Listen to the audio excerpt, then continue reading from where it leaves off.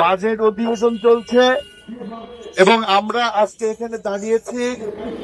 আপনারা দেখেছেন ব্যানারে যে আমরা এই যে 9,38,000 কোটি টাকার যে বাজেট প্রণয়ন করা হয়েছে, সেই বাজেটের মধ্যে চারণের পক্ষ থেকে আমরা বলেছি যে 100 টাকার মধ্যে মাত্র 2 টাকা সাংস্কৃতিক কর্মকাণ্ডের জন্য বরাদ্দ রাখার জন্য। এটা কোনো যুক্তি আছে কি নেই সে সম্পর্কে কিছু কথা বলতে চাই। আপনারা জানেন ইউনেস্কোর যে ঘোষণা, সেই ঘোষণা অনুযায়ী তাদের একটা প্রস্তাবনা আছে একটা দেশের উন্নয়নের জন্য। শুধু বিল্ডিং বা ঘর বাড়ি এইগুলোই দেশের উন্নয়ন নয়। একটা দেশের উন্নয়ন মানেই হচ্ছে সেই দেশের মানুষের নীতি নৈতিকতা মূল্যবোধের উন্নয়ন।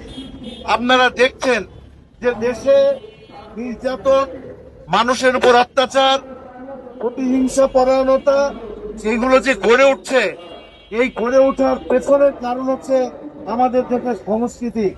এই সংস্কৃতি যদি অতীতের দিকে আপনি দেখেন তাহলে দেখবেন যে আমাদের স্বাধীনতার আগে এদেশের মানুষের যে নীতি নৈতিকতা মূল্যবোধ, সেই মূল্যবোধ গড়ে উঠেছিল তার সংস্কৃতির কারণেই। আপনারা দেখেছেন এমন কিছু সিনেমা হতো, সেই সব সিনেমার মধ্যে দিয়ে মানুষের মধ্যে এক ধরনের মূল্যবোধ তৈরি হতো, এক ধরনের দায়বদ্ধতা তৈরি হতো, এক ধরনের ভালোবাসা তৈরি হতো। আর আজকের যে সিনেমাগুলো হচ্ছে, সেই সিনেমার মধ্যে মারামারি, দখলদারি, গুন্ডামি, গালাগালি, এই সমস্ত চর্চা হচ্ছে। আমরা চারণের পক্ষ থেকে বলেছি একটা সুস্থ সাংস্কৃতিক ধারা যদি গড়ে না ওঠে তাহলে সেই দেশের ভবিষ্যৎ খুবই খারাপ হয়। তা আপনারা ইতিমধ্যে দেখছেন। আপনারা বিগত দিনে দেখেছেন বিভিন্ন সময় শাসক গোষ্ঠী তাদের ক্ষমতাকে বহাল রাখার জন্য নানাভাবে তারা সংস্কৃতির উপর আক্রমণ করেছে। আজকে আপনারা দেখেছেন যে বাংলাদেশের যারা বাউল, সেই বাউলরা গান করে এবং এই বাউল সঙ্গীতের মধ্য দিয়ে মানুষের মধ্যে এক ধরনের অনুভূতি তৈরি হয়। অথচ এই দেশেরই একদল মানুষ তারা পছন্দ করে না যে বাউলরা গান করুক, বাউলরা তাদের সংস্কৃতি চর্চা করুক।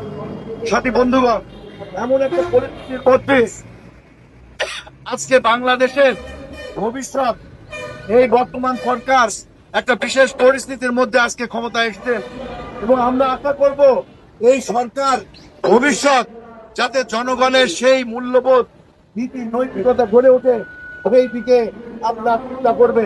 কারণ আমরা দেখেছি এই এই বর্তমান তারেক রহমান উনি নির্যাতনের শিকার হয়ে ইংল্যান্ডে বসবাস করেছে এবং তার অভিজ্ঞতা আছে। আমরা আশা করব তিনি চিন্তা করবেন, কারণ ইংল্যান্ডের মতন জায়গায়, ইউরোপের মতো জায়গা আজকে কেন এই জায়গায় পুরা যেতে পেরেছে একটাই কারণ, তারা অর্থনৈতিক ভাবে তার সংস্কৃতিকেও বিকশিত করার জন্য প্রচেষ্টা চালিয়েছে।